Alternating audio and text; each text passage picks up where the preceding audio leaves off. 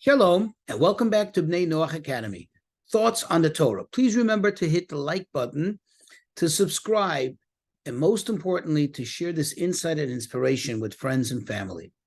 So if you look at the book of Genesis, chapter 26, verse 14, it says over there that the Plishtim, the Philistines, they were envious of him. Well, that is, Yitzchak, Isaac, had to relocate to a place called Gerar, which was under the rulership of the Philistines, and he was very successful. Well, he was successful, they were not, or they were not as successful, and that resulted in them being envious of him. In verse 15, finally, they had it. They couldn't take it anymore. Remember, he wasn't bothering them. He wasn't antagonizing them. He wasn't doing anything wrong. He was minding his own business, going about his own life, and being successful at it. So the king of the Philistines, in verse 15, says to him, Lech mi'imanu, in English, get out of here. Why? Because you are so successful. You became so much stronger and so much more superior to us. Okay, so afterwards, read the next few verses. Yitzchak, Isaac sees that he's unwelcome there, so he picks up and he leaves, and he settles elsewhere, outside of that territory. And there again, he attempts to be successful again, doing what he can do, what he can do to make it happen. And every time he's successful, they just can't stand it. Their envy is so overpowering. And they come back and he digs a well, which you need a well. You need a source of water to do anything, whether it is agriculture, manufacturing, anything, right? And he was always constantly being harassed by them. And finally, he succeeds in spite of all this impediment, in spite of all this antagonism. And what happens? Look at verse 26 through 33. Avimelech, the very same king, the very same monarch who had expelled him for no good reason, other than the fact that he was successful. Well, if he was successful, I'm assuming he was paying taxes. They should have looked at it as a benefit, but they didn't at the time. And now they realize that they are constantly and continuously losing more and more since they sent him away. They were literally not just that they weren't enjoying success, but they were actually suffering from terrible disasters, one after the other. And they kind of put the two and two together. And now they come out and reach out an olive and stretch out an olive branch. Avimelech, the king, comes with a delegation and says to Isaac, let's be friends.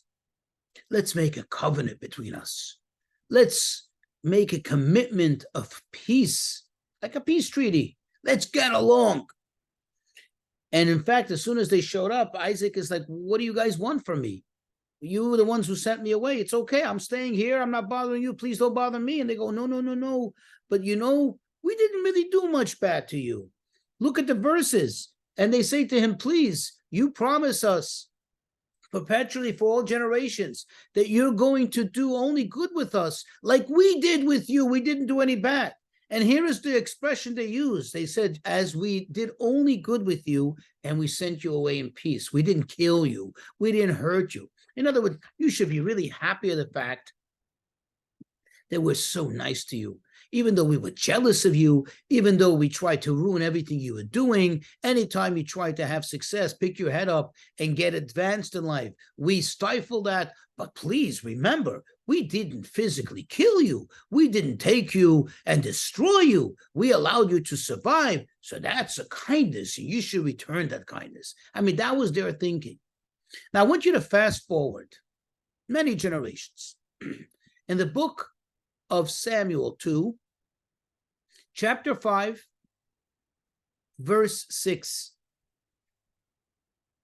When David, again, King David, who is the superior leader, the supreme leader of the Jewish people, He was the one who actually finalized that which they had begun several hundred years before, but never completed the job, namely of conquering all the territories and settling Israel properly as God wanted it, as it appears in the Torah and the Bible.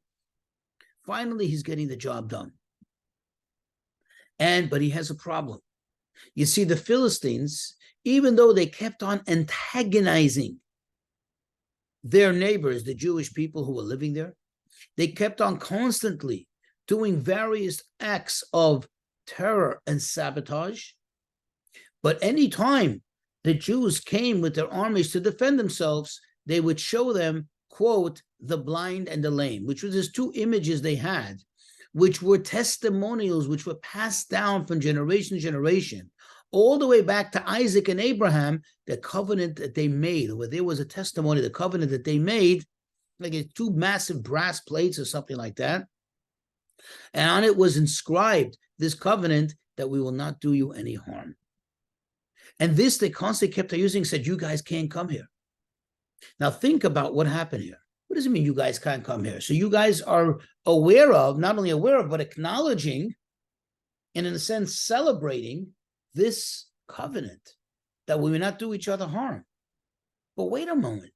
The Philistines kept on doing harm to the Jewish people, to their neighbors. It's only when the Jewish people came to defend themselves that they would tell, hey, you can't do it. Let's think about it. What did they know? They knew that the Jewish people, and that's in particular, but in general, people who follow the Torah are true to their word. You make a commitment, you keep it. You make a promise, you hold yourself to that promise. They didn't keep their word. They didn't hold themselves up to that promise. But they expect us to do so. Why do they expect us to do so? Because they knew that that's the way we behave. And finally, if you look at the verse, if you look at the next verses, I think it's verse 8, King David says, enough with this. And he removes it. He took it away from them and melted it down once and for all. So this way, never again will they make they deploy this tactic and try to dissuade the Jews from defending themselves, try to dissuade them from standing up for what is rightfully their right. And I think we see how history repeats itself.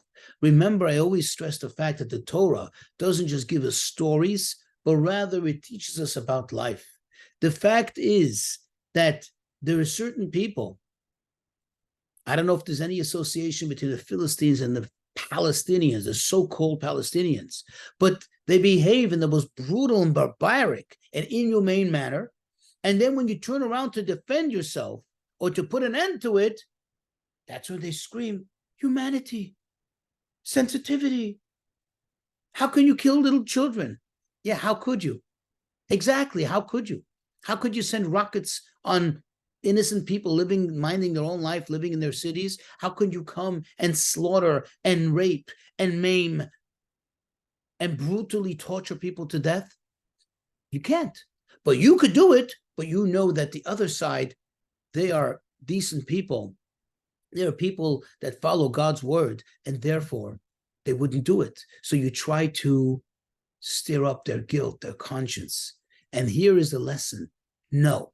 Sometimes you need to remove those testimonials and do what you got to do. And that's perhaps the call of the time now. You need to eradicate bad.